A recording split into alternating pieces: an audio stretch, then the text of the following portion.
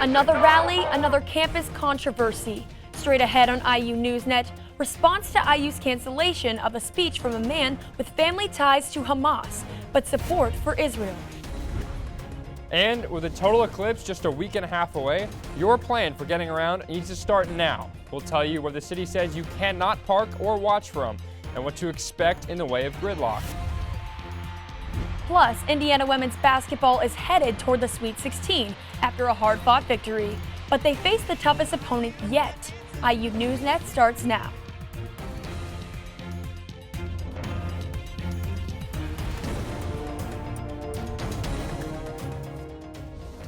Welcome to IU NewsNet. I'm Ari Betterly. And I'm Austin Platt.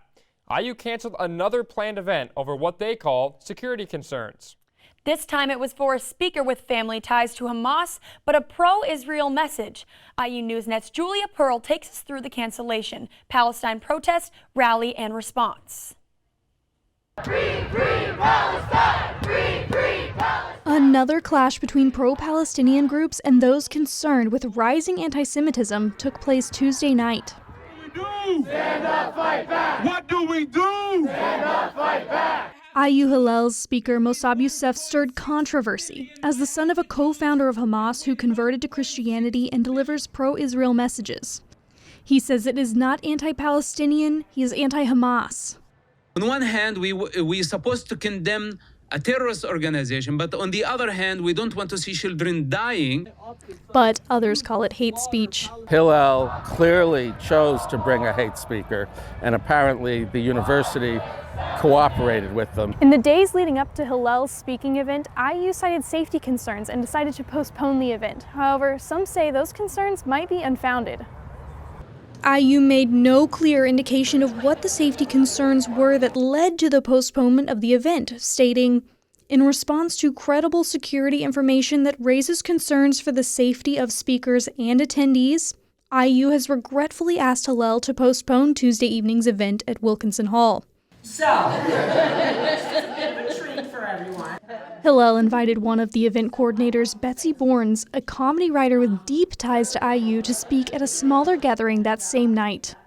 They're winning on campus are the people who, and I'm not saying who they are as a religion or a group. I mean the people who are against Israel. Daniel, a Jewish person whose parents survived the Holocaust, feels differently.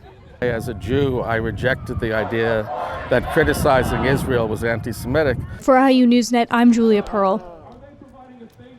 These protests are reintroducing the conversation of free speech on the campuses of public universities. The guidelines are not as simple as they sound. Per the American Civil Liberties Union, public colleges and universities are free to invite any public speaker to campus, and students are allowed to protest those speakers. However, college administrations are not allowed to decide which speakers students can or cannot invite to campus. With more than 300,000 people expected to come to Bloomington April 8th for the total solar eclipse, experts say start making plans now for parking and gridlock. Roads in the heart of campus, such as Forest Avenue and Ballantyne Road, will be closed during the day of the eclipse. Parts of David Baker Avenue and 10th Street are also anticipated to be closed off with barricades. Officers will be at major intersections to help drivers and pedestrians. City officials have asked to help them eliminate traffic in any way possible by walking or biking during the day. So we realize that everyone is coming into town, and we'll probably start that process Friday, Saturday, Sunday. But then everyone's going to want to be leaving at the same time Monday night. And so that's when we're telling people, make sure to have your car fueled up, pack extra snacks, pack a little emergency kit for your car, and expect to be stuck in traffic. Bloomington Transit will suspend bus service between 1 and 5 p.m. on the day of the eclipse. Also, that's the night of the NCAA Finals, which may make the rush to get out even more intense. There may also be some gridlock when it comes to using your cell phone during the solar eclipse.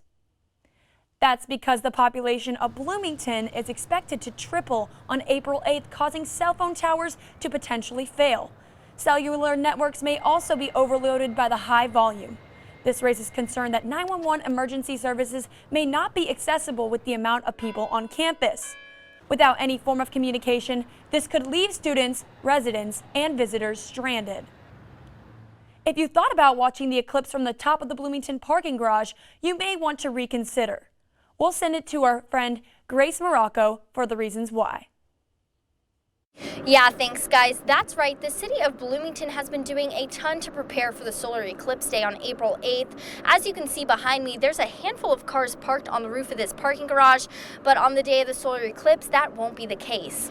The city announced that they will be restricting access to the top floors of parking garages due to some safety concerns. Now, the lower levels of the garage will be open, just not the top floor. Bloomington's Director of Public Works, Adam Wason, said that too many people standing on top of a parking garage could be dangerous. Another concern is that the city just won't have enough workers to manage the garages. For those of the public that were hoping that might be their viewing location, unfortunately, for all the reasons, we're not able to accommodate that. Rest assured, Bloomington is well prepared, or as well prepared as we can possibly be for not knowing exactly what's going to happen. Now, if you were planning on viewing the solar eclipse from the roof of a parking garage that day, don't worry, there's a lot of other events that you can watch at the stadium or even on the lake. That's all I have for you guys. Back to you. In a city known for cycling, you'll find new safety barriers installed along the dividing line of cars and bike lanes on 3rd Street. There's been a lot of concern over cars and trucks infringing on the bike lanes. The Bicycle and Pedestrian Safety Commission, Bloomington Transit, and IU all agreed to install these protective barriers. It was an easy decision since they say the city had an excess of barriers and delineator poles in storage. A new renovation project near the sample gates is causing some traffic issues and parking issues. We'll send it out to Riley Woodall on What Indiana Campus. Riley, what can you tell us? That's right, I'm here on Indiana Avenue. If you look across the street right behind me, you see the Von Lee parking lot currently under construction. It's one of 3 construction projects started by the city last month. This one in particular between Indiana Avenue and Dunn Street is called the Clear Creek Culvert Reconstruction Project. The goal of this renovation is to improve stormwater drainage and infrastructure overall. And what they're doing is they're putting in a new concrete tunnel in place of the current limestone tunnel. And in the long run, this is going to be incredibly beneficial. But for the time being, it's inadvertently amplified another problem, the parking situation. And for students and faculty, this is already challenging enough, but with more spots now becoming unavailable, everyone is racing against each other for a spot. I dare not leave during the day because if I leave, then I don't have any place to park. So I always try to make my appointments late afternoon because then I don't have to come back. But it's terrible. Parking around here is terrible. The Von Lee lot will be closed until this coming August, and the city says the project in its entirety will be completed in October. Back to you at the desk.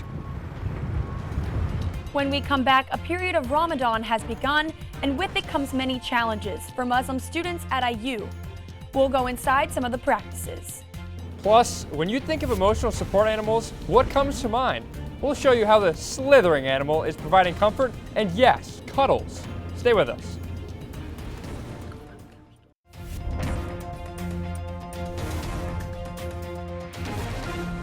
Welcome back. For 2.5 weeks now, many IU Muslim students have been immersed in a time of fasting, prayer, and reflection. It is Ramadan, considered one of the 5 pillars of Islam. But how do students observe it, balance their religious duties while in school? IU NewsNet's Sarah Molina checked in to find out.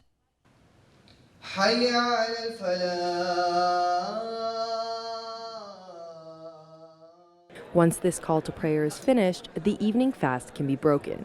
Fasting is done from sunrise to sunset to remind people to be mindful of God as part of Ramadan, an important time of reflection and community for Muslims. It's definitely harder with school. Khan is president of IU's Muslim Student Association, which hosted a gathering at the IMU Monday night for students to break their daily fast together. She says events like these help because doing it on your own can be challenging. When you're hungry and you're thirsty, it's harder to focus, and it's actually the afternoon slump.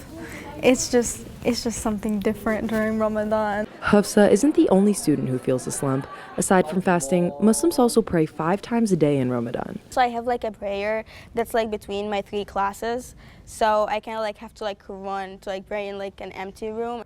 The girls pray by themselves in the morning, and being without their families, they've both been looking for ways to get further involved in the Muslim community here in Bloomington outside of their student-led organization, which has led them to places like this, the mosque.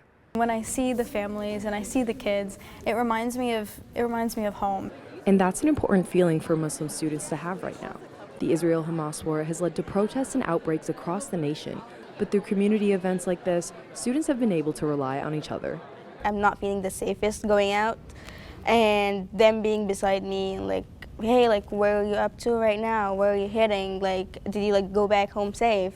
That makes me feel like, yeah, like I found like my people. Ramadan ends on April 9th, but for many of these students, this is just the beginning of their self-discovery. Even just coming to college in general, I've really been able to make Islam my own. For IU NewsNet, I'm Sarah Molina. IU students from Baltimore area are still trying to comprehend what happened this week when a bridge used by hundreds of thousands of commuters collapsed into the river below. You can see it happen on this video. A cargo ship lost power and moments later struck a bridge support, ultimately causing the Francis Scott Key Bridge to collapse. 6 of 8 construction workers filling potholes on the bridge are dead. 2 of the 8 survived. The crew of the ship is safe, but may be on board for up to 2 weeks as cleanup and investigations proceed. Maryland is now under a state of emergency, and traffic in and out of Port of Baltimore has been suspended until further notice. The U.S. government pledges to rebuild the bridge as quickly as possible. For some IU students, this hit close to home. I think everyone's just super upset, and we're just thinking about like how to move on from it, because it is a pretty big deal, especially in Maryland, that it went down. Terrorism is not currently suspected, but the investigators want to know why the cargo ship lost power and the ability to control its direction. It may be a while before we know who won the IU student government election. That's because some of the members of Supreme Court are not in Bloomington. The 4 groups that were running are United, Nexus, Fuse, and Unite IU. The winners of the election will serve as president and vice president. Voting closed on March 20th, and we'll tell you next week who won the election. Governor Holcomb recently signed a bill that will limit how Indiana's public access counselor interprets public records and open meeting laws. The legislation confines the counselor's interpretations to the plain text of the law when they are issuing an opinion of public access. The counselor used to be able to take a more general approach when making decisions. Now the governor-appointed counselor will serve at the governor's will, not fixed 4-year term. Holcomb said he took concerns into account but believes the changes are less concerning because the court has the final say over the law. But some are worried it erodes the public right to information. If the access counselor is further limited or restricted in the ability to interpret the laws the way they're meant to be interpreted, which is to err on the side of openness of government, it just can't help but have a negative downstream effect that access will start to dry up and close up, or at least be restricted, as news organizations and citizens are not able to feasibly contest negative decisions by government agencies that wish to withhold information. This was one of the last bills Holcomb signed this legislative session. Requests for emotional support animals on campus are on the rise. While furry friends are the most common, some students find comfort in animals a little more cold-blooded. IU NewsNet's Haley Miller has the story. I know, what is that? You might have thought about registering a dog or cat as an emotional support animal before. But what about an animal that can hug you back? If you're not supporting his body weight, he will kind of like squeeze on so he can balance himself, but he's never been aggressive to me. As more students turn to animals for their mental health benefits, some, like Zoe Finley, are making non-traditional choices such as lizards, birds, and snakes. Finley said their ball python, Tama, helps them regulate their post-traumatic stress disorder, anxiety, and depression. Taking care of another creature kind of helps whenever I'm in like a pretty depressive episode where it's even hard to take care of myself, but it's also, he just kind of sits there, so he's really nice to like cuddle with sometimes. They said they opted for a snake because reptiles are relatively low maintenance. Tama isn't loud, he doesn't smell, and Finley doesn't have to worry about him triggering allergies in roommates or guests. Non-traditional emotional support animals have a number of benefits you might not be aware of. Ball pythons, for example, feel very tactile, and touching them can be very grounding for people with anxiety or depression or other mental disorders. Hi. An access coordinator for the Accessible Educational Services Office said IU has a variety of emotional support animals this year. Those animals can help ground them, and just maybe feel less lonely, maybe if they're living by themselves, it kind of feels like they have something to look forward to by having that animal to come home to. It's nice to have something else there, especially when I was living alone. It was really hard to get school done, and I have PTSD, so he helped me cope with a lot of the episodes with just existing. He's just kind of there, just kind of exists, and it does help. If you're interested in applying for an emotional support animal in student housing, contact Residential Programs and Services. Just don't try bringing a slithering snake to class with you. I'll leave the emotional support snake to you, Austin. They look nice in the zoo, but I feel like if I had one around my neck, it would be awfully stressful. When we come back, a super sweet send-off at home to one of the greatest Indiana women's basketball players. We'll show you the scenes from IU's March Madness win. And the Little 500 races are just around the track. We'll give you the breaking results from quals and spring series events. IU NewsNet Sports is coming up next.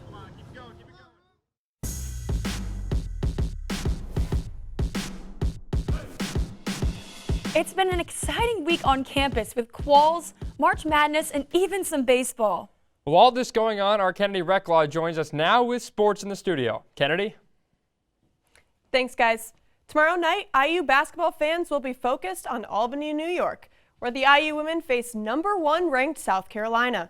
Our own Kelsey Dennehy has the wrap-up on the road to the Sweet 16. It was down to the wire for Indiana women's basketball in their 75-68 win to Oklahoma, sending them to the Sweet 16. The Hoosiers had difficulty coming together for the majority of the game, but were able to keep up with the Sooners until the fourth quarter. After a 7-point run from Oklahoma, Indiana, led by Mackenzie Holmes, were able to answer the call and deliver a 15-4 run to take the game. But there was something about that night that made it that much sweeter. I selfishly wanted Mac and, like I said, Sarah and Ariel to win their last game in the hall. But to be able to do it, for a trip to the Sweet 16 makes it even, sweeter. Give our kids credit. It was back and forth. It was kind of like a boxing match. Just playing with these girls this past year has been so much fun, and we said at every single game that we played at home that we need to protect Assembly Hall, protect our home court, protect the hall, and we did that this year. The Hoosiers have a challenging road ahead as they will face off against the #1 ranked, undefeated South Carolina Gamecocks tomorrow at 5 p.m. in Albany, New York. For IU NewsNet, I'm Kelsey Dennehy. Indiana men's basketball's leading scorer Khalil Ware has announced that he will be declaring for the NBA draft following his breakout sophomore season with the Hoosiers. The 7-foot powerhouse averaged 15.9 points and 9.9 rebounds per game with his single season with Mike Woodson following a 1-year stint with the Oregon Ducks. But the sophomore standout is not the only one to say farewell to the Candy Stripes this offseason. Caleb Banks, CJ Gunn, and Peyton Sparks have all entered the transfer portal following a down season in Bloomington. Sparks announced earlier this week that he will be running it back for his junior season at Ball State. But despite several losses, along with Trey Galloway and Anthony Leal, Malik Renew has announced that he will return next season. Indiana will now dip into the portal to look to fill its 7 open scholarship spots. While the IU women's basketball season is winding down, events preparing for the Little 500 are ramping up. Qualifications took place this last week as 33 men's and women's teams stamped their place in the Little 500 race. It's the first time since 2014 there will be a full field for both races. On Tuesday and Wednesday, riders took part in individual time trials to determine who is the fastest in the field. The Little 500 is now just 3 weeks away. Indiana baseball bounced back on Tuesday after losing their first Big Ten series to Illinois over the weekend. Despite a poor pitching performance in the weekend games, the team turned things around against Middle Tennessee State with a combined 18 strikeouts on the mound. On the scoring side of things, Jason Oliver went lights out with 2 home runs, a career-high 4 hits, 3 runs, and 3 RBIs. Sam Morrison and Carter Matheson added in back-to-back homers to create 3 straight in the 8th. The Hoosiers earned 12 runs on 15 hits to secure a 12-5 victory. They will head to Indianapolis tonight to kick off their 4-game series against Butler before returning home to finish out the slate Friday and Saturday. From the diamond to the pool, Indiana women's swim and dive traveled to Athens, Georgia to compete in the NCAA National Championships. The Big Ten champions tied the program record, finishing in 7th place for the 3rd time in program history. Continuing with program records, 4 relays reached the podium for the first time with 4 additional individual medalists. One of them, Anna Poplawski, led the charge, breaking 4 program records, placing 3rd in the 500 free, 2nd in the 200 free, and earning 5 All-American honors. Ann Fowler also helped out on the boards, earning silver in the 3-meter dive. With the women's team now concluded, eyes will be on the men's team, who is competing in NCAAs this weekend in Indianapolis. The Sycamores of Indiana State continued their strong NIT run on Tuesday with a quarterfinal matchup against Cincinnati. It was a competitive first half in which Cincinnati was the better of the 2 sides, going into halftime with a 4-point lead. However, in the second half, the Sycamores found their answer through their star man, Robbie Avila. The sophomore big man put up 22 points to go along with 6 assists and 5 rebounds in the 8-point victory. The victory puts the Sycamores in the NIT Final Four, where they will take on Utah on Tuesday. That's a wrap for IU NewsNet Sports. Ari, Austin, back to you guys. That's it for IU NewsNet for now. We have an all-student production team in the control room and working in the studio. We thank them and we thank you for watching. I'm Ari Betterly. And I'm Austin Platt. Be sure to follow us on Facebook, Instagram, and Twitter at IUNND. Take care, and we'll see you next week.